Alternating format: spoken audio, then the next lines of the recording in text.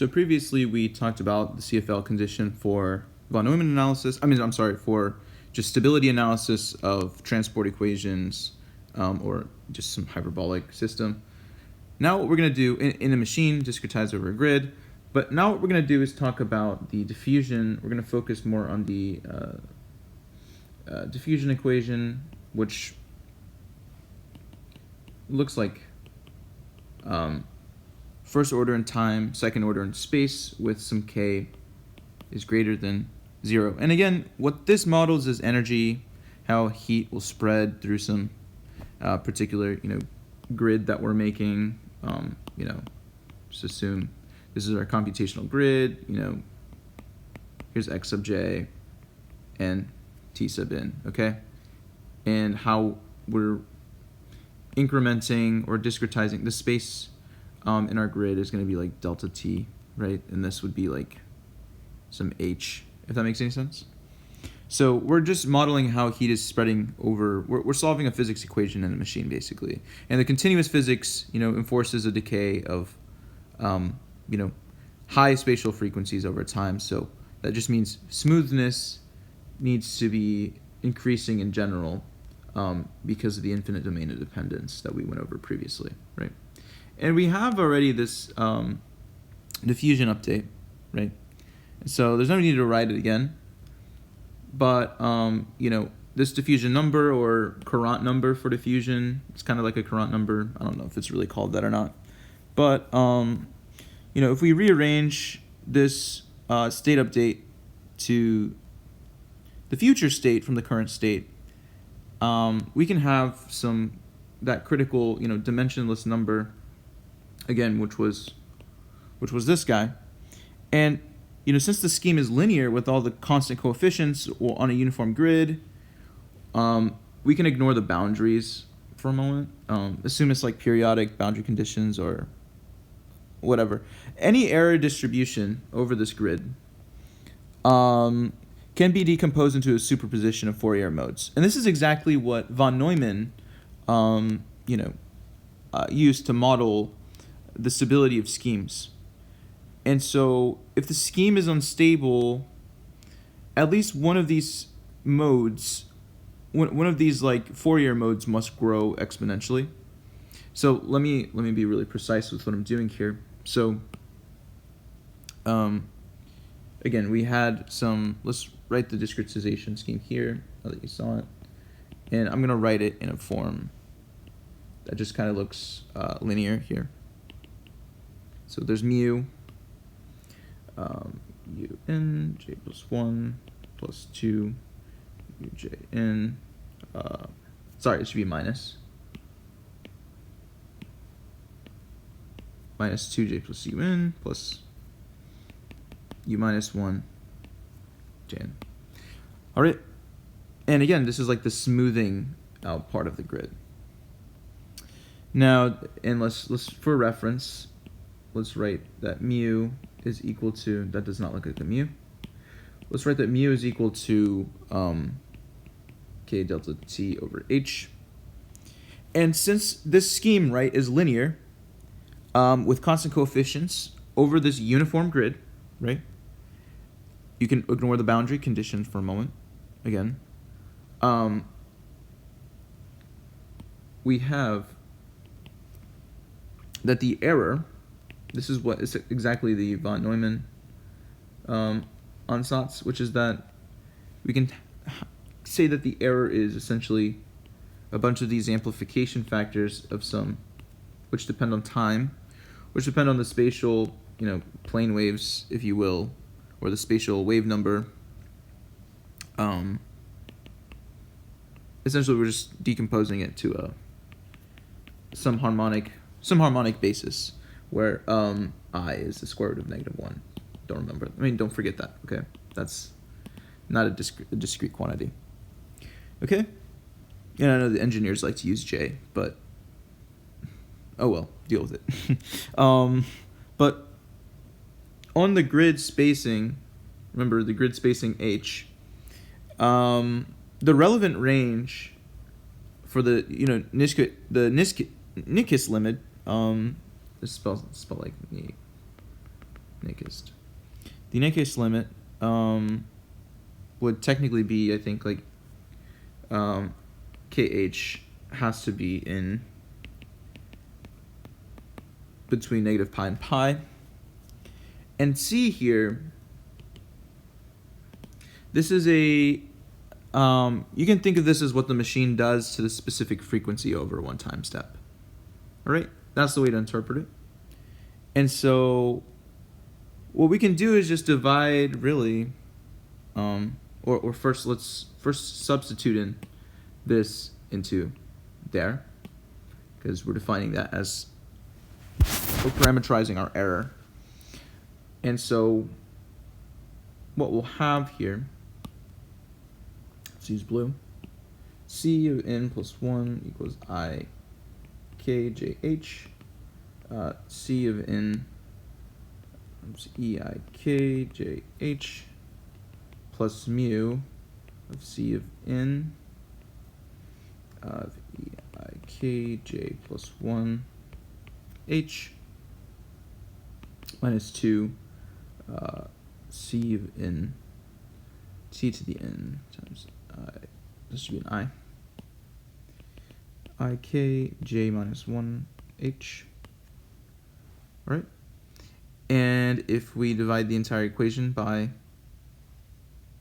just essentially if we divide everything by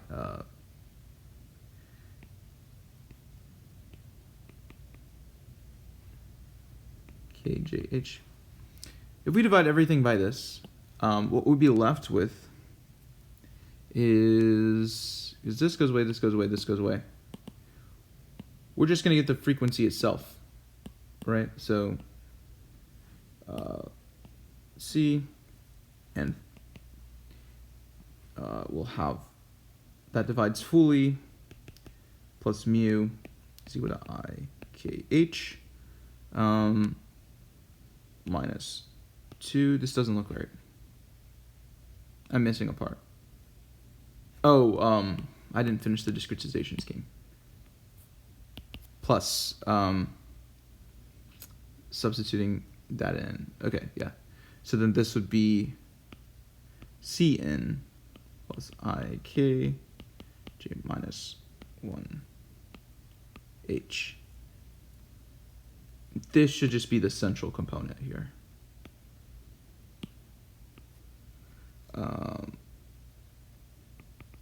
There we go. Okay. That looks right.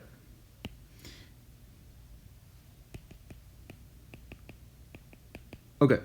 So now that we have the actual frequency, or the not the frequency, but the amplification factor explicitly, we can just use Euler identities, right? Plus e to the I something minus e to the I something. It's just cosine. So if I think, what is it? E to the I theta plus e to the minus I theta, that should be equal to 2 cosine theta, right? And so what one can have is that C would be equal to 1 plus mu of e to the I k h plus,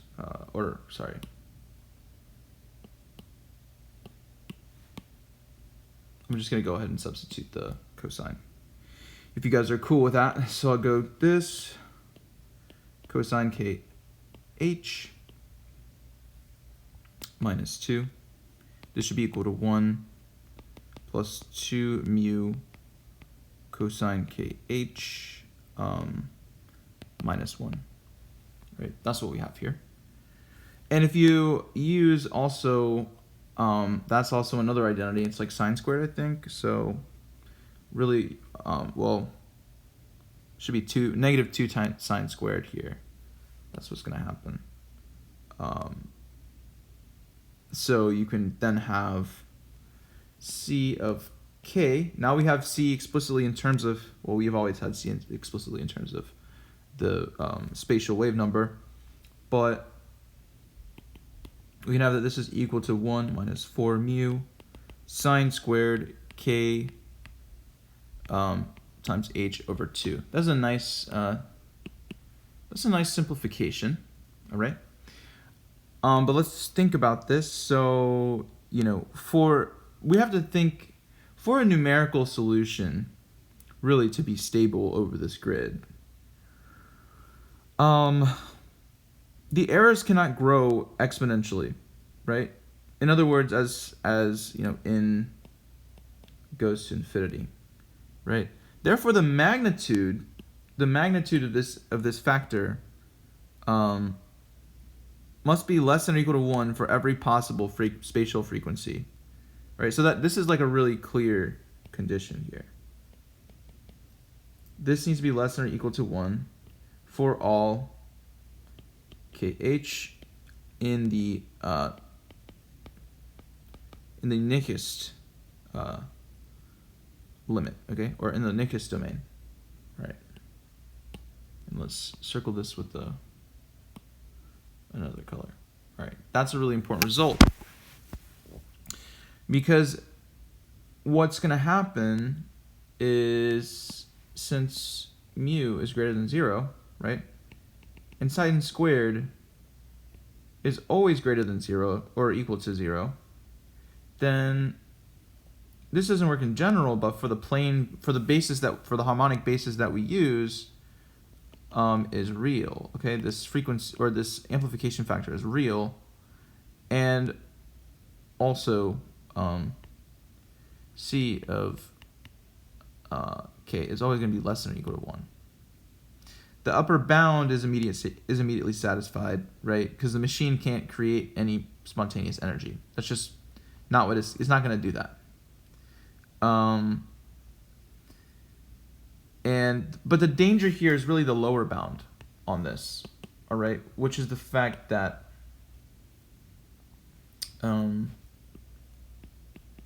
if we have z of k to be greater than or equal to -1, that's the lower bound we need to pay attention to, because if we have 1 for mu sine squared, k h over 2 is greater than 1, we have to actually solve that, and this condition really must hold.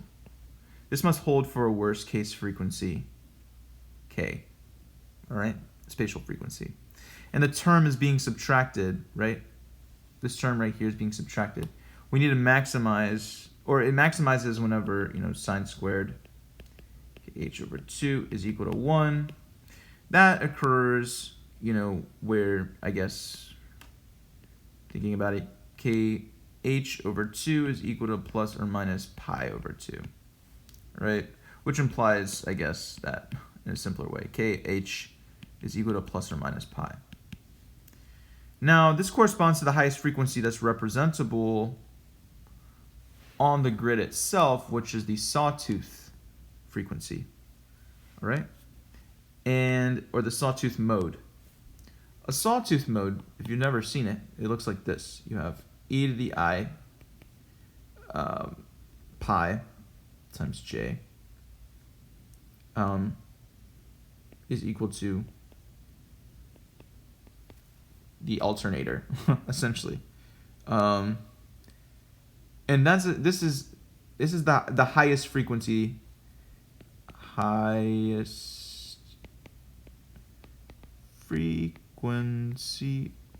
representable on grid. All right. So at this worst case kind of frequency, let's go over here for the worst case. For this worst case frequency, if we were to plug this, in,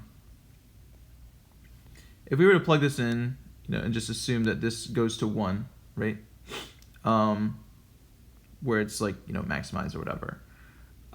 We can solve for it. We can solve for the bound on mu. So, 1 minus 4 mu times, 1, assuming a sawtooth frequency, we can then have that, if you just solve for mu, that should just give us that mu is less than or equal to 1/2.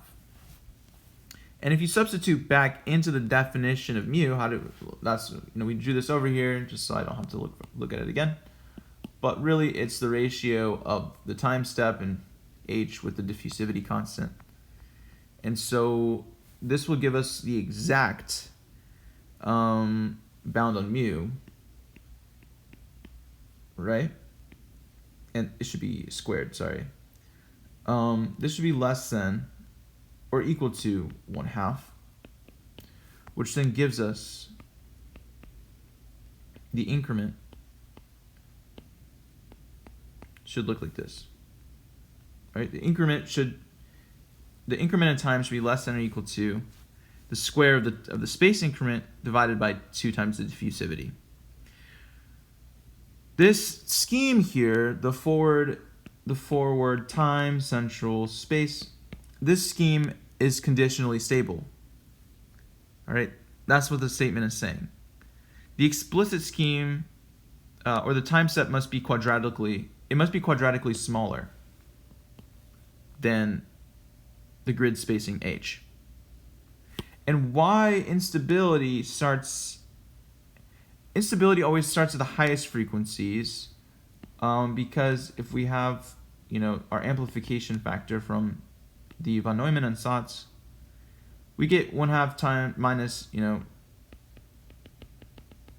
positive stuff, right? There's positive stuff from over here, all right? And it scales, the positive stuff, I'm sorry, this is really rough, but it scales with sine. Okay? So for low frequencies, where k goes to 0, you can think of these as like smooth waves. All right, these are smooth waves. And then you can just use the small angle approximation, right? Or sine of theta is just equal to theta, or this stuff squared, to be equal to 0. And here, roughly, C is approximately 1. And the machine will barely notice any changes in these smooth modes, and they mimic low physical diffusion, all right? But for the high frequencies, we can have here where k times h becomes pi. This gives us the sharp, zigzags or sawtooth or whatever. If you've ever seen, the sawtooth just kind of looks like, it's a graph that kind of looks like that, really. It's like a sine wave, but it's just like really, and this should be vertical, I'm sorry. It should be vertical, like this. Vertical. That's what a sawtooth looks like. And for the high frequencies, sine squared over pi 2 is equal to 1, and this is where the subtraction is kind of the strongest. All right? There's something physical happening here, which is that, this second derivative operator, right, the mu,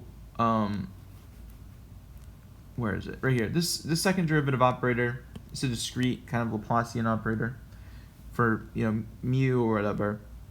It measures local curvature. That's what to think about it. So the max frequency mode has the minimum possible discrete curvature. And so what it will do is if mu is greater than 1, right? Let's say that mu is violated, or this constraint on mu is violated. If mu is greater than 1/2, all right? The time step is too large on the grid. This time step becomes too large, and the scheme will see extreme curvature, and it's going to calculate massive, stuff to smooth it out, and it'll overshoot wildly past 0 to the other side and create an even larger amplitude zigzag of the opposite sign. All right. So this is important because this analysis, or von Neumann analysis, is a specific instance of a universal concept. So optimization or stiffness, right? This condition here, I mean, sure, it's physical, but like it has a restriction, because if you have your grid spacing, you'll get double the spatial accuracy, but you must reduce your time. By a size of 4. All right. So this is called a stiff system, right? This is said to be a stiff system because in the context of ordinary differential equations, it results to discretization of partial differential equations, and the eigenvalues of the discrete spatial operator span a range from 0 to low frequencies to minus 4 h squared for high frequencies. So explicit time marching methods are forced to take tiny steps dictated by the fastest frequency of the time scales, even if the physical solution is currently smooth. All right? So von Neumann analysis is really just Fourier analysis that is adapted to a grid for the error or whatever. And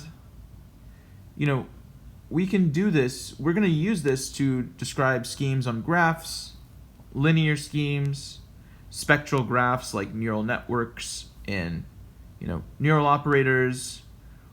Will kind of there's effectively different architectures to try to learn these different solution operators directly, but fortunately, if you have just a basic understanding of physics and how von Neumann analysis works, these ideas, you can start to connect them from the foundation, which is the fact that the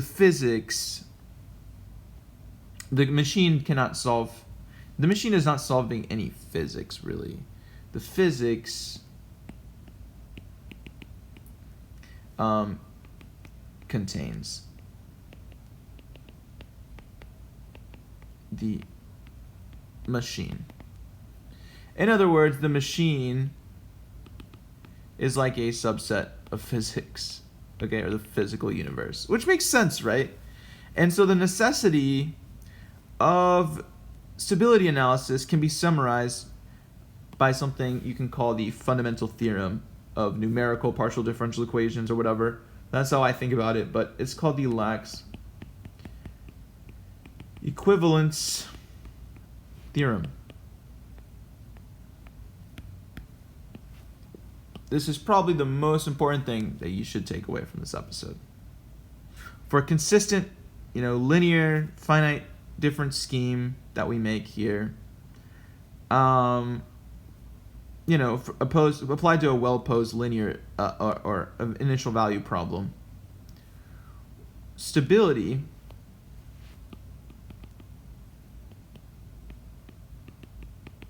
of the solution it doesn't just imply, but stability is an if and only if convergence. If you have one, you have the other. Convergence to the true solution. Why this is important is because, as h and delta t go to 0, which means that the discrete equations will algebraically approach the continuous PDE. This is what we call consistency. So the tighter and tighter and tighter I make my mesh, the closer it gets to continuity, the closer it approaches the true PDE, all right? And then there's also called convergence. So as h and t go to 0, you have to show that the numerical solution accurately, so, numerical, this approaches the true physical solution, right? And